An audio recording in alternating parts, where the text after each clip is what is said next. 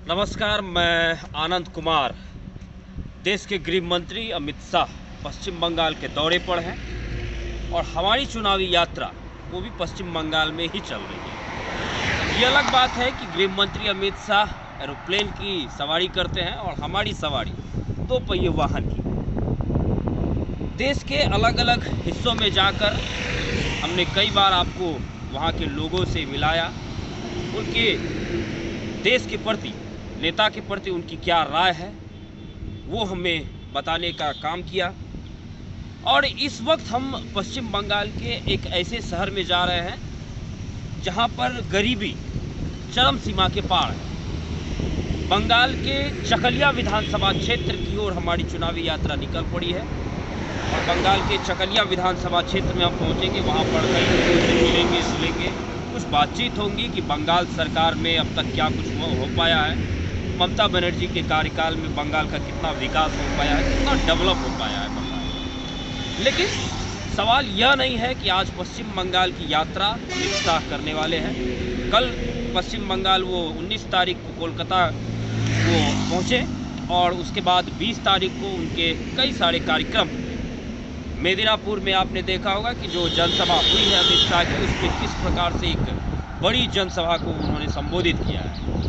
हालांकि पश्चिम बंगाल में अमित शाह के आने से इस बार सबसे बड़ा झटका वो ममता बनर्जी को लगा। शुभेंदु अधिकारी ममता बनर्जी की पार्टी के एक ऐसे अधिकारी थे, एक ऐसे नेता थे जिन्हें ममता बनर्जी के बाद दूसरे स्थान पर देखा जा रहा था और वो कल टीएमसी का दामन छोड़कर उन्होंने बीजेपी का दामन थाम लिया है।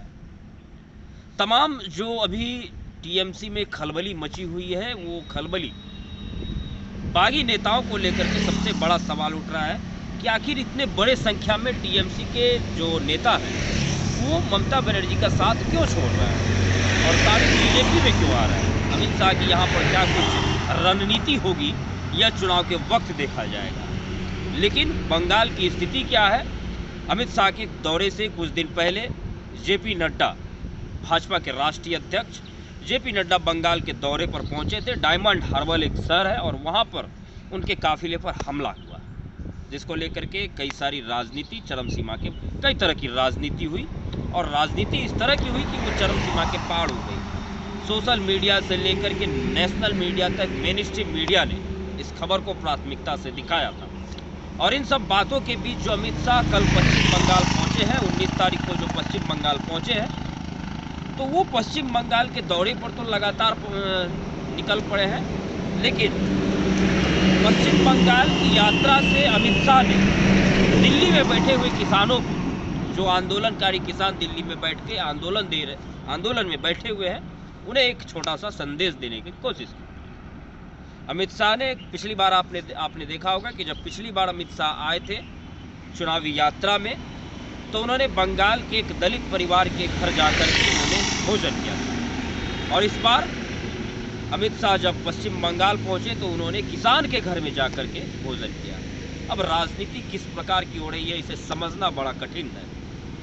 कड़ाके की ठंड में दिल्ली की सड़कों पर किसान आंदोलन कर रहे हैं और देश के गृह मंत्री अमित शाह पश्चिम बंगाल पहुंचकर चुनावी यात्रा करते हैं और भोजन के लिए किसान के घर पहुंचते हैं। तो जरा समझने की कोशिश करिए कि राजनीति क्या चल रही है, किस प्रकार की राजनीति है। कई बार ऐसा समझ में आता होगा कि जो राजनीति चल रही है उसे समझना बहुत ही कठिन होगा। खैर, बात आज विधानसभा चुनाव को लेकर के होने वाली है।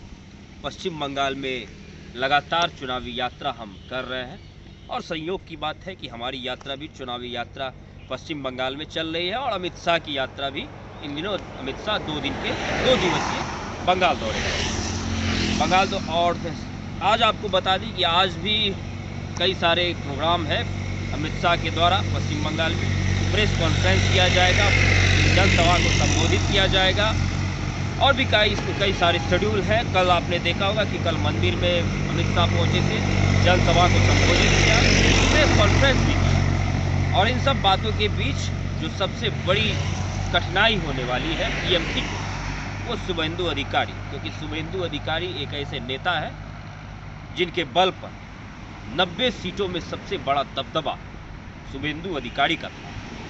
और शुभेंदु अधिकारी का कहीं ना कहीं टीएमसी को छोड़कर बीजेपी में आना ममता बनर्जी के लिए काफ़ी परेशानी पैदा कर सकता है। चलिए आज के चुनावी सफ़र पर हम आपको लिए चलते हैं। अब से कुछ देर के बाद जो हमारा दूसरा वीडियो आएगा उसमें वहाँ के चकलिया विधानसभा के क्षेत्र के लोगों से मिलेंगे और क्या कुछ चल रहा है बंगाल की राजनीति में, क्या कुछ चल रहा है बंगाल के जनता के मन में ममता सरकार को लेकर, मोदी सरकार को लेकर, हुकूमत को लेकर, वो तमाम बातें आप तक पहुंचाने का काम करेंगे। वीडियो पसंद आया तो अपने दोस्तों के साथ शेयर करें, चैनल को सब्सक्राइब करें और अपनी राय जरूर दें। बहुत बहुत धन्यवाद।